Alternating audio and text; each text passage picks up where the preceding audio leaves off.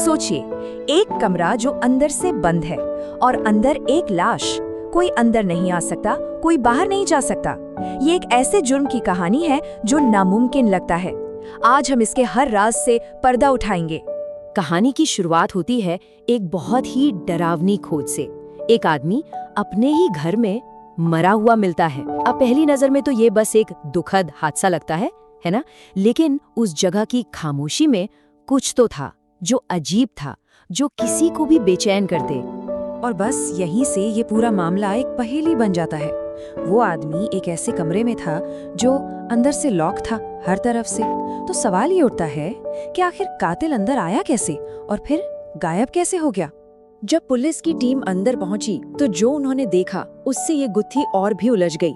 खिड़कियां अंदर से मजबूती से बंद थीं, दरवाजे पर कोई जोर जबरदस्ती का निशान नहीं और संघर्ष का तो कोई नामो निशान ही नहीं था। सब कुछ अपनी जगह पर था, बस उस लाश को छोड़कर। और यही वो सवाल है जो इस पूरी जांच की जड़ है। अगर दरवाजा अंदर से बंद था तो फिर कातिल कौन था? क्या ये कोई सुपरनैचुरल पावर थी या किसी इंसान का इतना शातिर दिमाग था जिसे कोई समझ ही नहीं पा रहा था? इस पहेली को सुलझाने के लिए हमें सबसे पहले उस शख्स को समझना होगा जो इसका शिकार बना, क्योंकि वो कोई मामूली इंसान नहीं था और उसकी आदतें ही इस केस की सबसे बड़ी चुनौती थी। ये है विक्रम सेठी, एक बहुत अमीर आर्ट कलेक्टर जो अपनी बड़ी सी हवेली में बिल्कुल अकेले रहते थे। किसी पर भरोसा करना उनके लिए लगभग नामुमकिन था, लेकिन उनकी सबसे बड़ी पहचान थी उनका शक। मतलब वो ऐसे इंसान थे जो सोने से पहले अपने घर के हर एक ताले को दो बार चेक करते थे। तो अब ये एक बहुत जरूरी सवाल खड़ा करता है ना, कि भाई एक ऐसे इंसान को कैसे मारा जा सकता है जो हर किसी पर शक करता हो, जिसने अपने घर को एक किले जैसा बना रखा हो। घटना स्थल पर जबरदस्ती घुसने या किसी भी तरह की हिंसा का कोई निशान नहीं मिला। पुलिस भी कंफ्यूज थी। तो उनका शुरुआती अंदाजा क्या था? कि ये एक नेचुरल डेथ होनी चाहिए। सबसे आसान और सबसे लॉजिकल जवाब यही लग रहा था। पर क्या सच हमेशा आसान होता है? लेकिन फिर इस कहानी में एंट्री होती है एक ऐसे जासूस की जो चीजों को बिल्कुल अलग नजर से देखता है।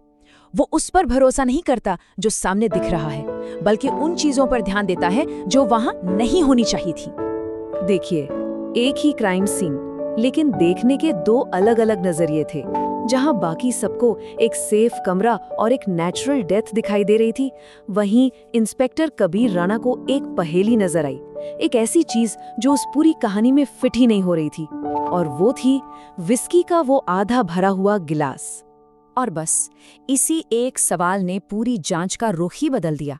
इंस्पेक्टर राणा ने सोचा, विक्रम सेठी जैसा इतना चौकन्ना आदमी जो हर चीज पर शक करता था, वो अकेले में बिना कुछ जांचे परखे कुछ क्यों पिएगा? इसी एक सवाल ने एक नेचुरल डेथ के शक को एक सोची समझी हत्या में बदल दिया। इस एक सवाल के साथ ही जांच एक नए मोड़ पर आ जाती है। अब मकसद सिर्फ मौत की वजह जानना नहीं था, बल्कि एक ऐसे कातिल को ढूंढना था जो शायद था ही नहीं। विस्की की जब लैब रिपोर्ट आई तो इंस्पेक्टर का शक यकीन में बदल गया। उसमें जहर था, लेकिन ये कोई आम जहर नहीं था। ये धीरे धीरे असर करने वाला, रंगहीन और ऐसा था जिसे पकड़ पाना लगभग नामुमकिन था। ये बहुत चालाकी से चुना गया था ताकि शिकार की मौत अकेले में हो और ये एक परफेक्ट लॉक्ड रूम मिस्ट्री बन जाए। तो अब जांच एक नए और भी मुश्किल मोड़ पर पहुंचती है। अगर जहर विस्की में था तो सवाल यह है कि उसे वहां रखा किसने? विक्रम तो बिल्कुल अकेले रहते थे। क्या कोई हवा बनकर कमरे में आया और चला गया? इंस्पेक्टर राणा ने फैसला किया कि वो सीसीटीवी फुटेज को फिर से देखेंगे। इस बार फ्रेम बाय फ्रेम।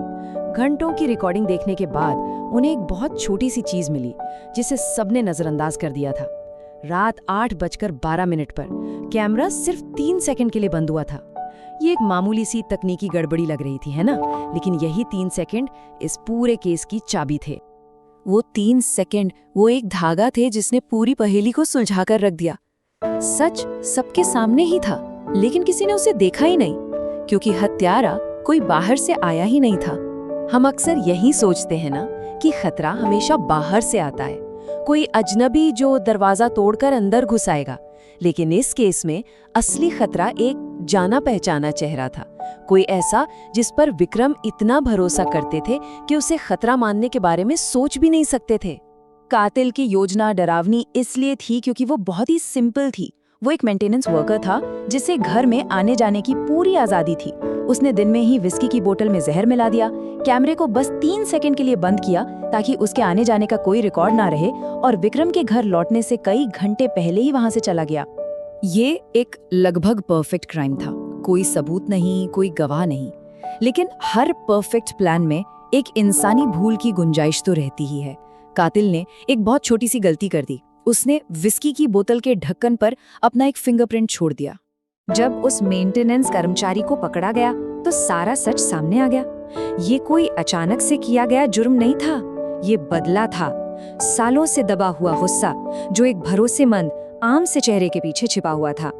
और यही इस पूरी कहानी का सबसे बड़ा सबक है। वो बंद कमरे का रहस्य असल में कभी बंद था ही नहीं। जवाब हमेशा सामने था। सबसे बड़े खतरे वो नहीं होते जो हमारे दरवाजे तोड़ते हैं, बल्कि वो होते हैं जिन्हें हम खुद अंदर आने की इजाजत देते हैं। अब जरा एक पल के लिए सोचिए, अगर इस केस की जांच कोई और कर रहा होता तो वो कौन सा छोटा सा सुराग हो सकता था जो शायद नजरअंदाज हो जाता? क्या वो 3 सेकंड की गड़बड़ी होती, या फिर विस्की का वो आधा भरा ग्लास? और अब उस कातिल के नजरिए से सोचिए, वो एक छोटी सी गलती क्या थी जिसने उसके परफेक्ट प्लान को बर्बाद कर दिया? क्या वाकई सिर्फ एक फिंगरप्रिंट की चूक ही काफी थी? ये मामला हमें एक ऐसा सच याद दिलाता है जो हमें असहज कर देता है कि कभी-कभी सबसे डरावनी और यकीन न करने वाली कहानियां कल्पना में नहीं बल्कि असल जिंदगी में हमारे आसपास ही हो रही होती हैं।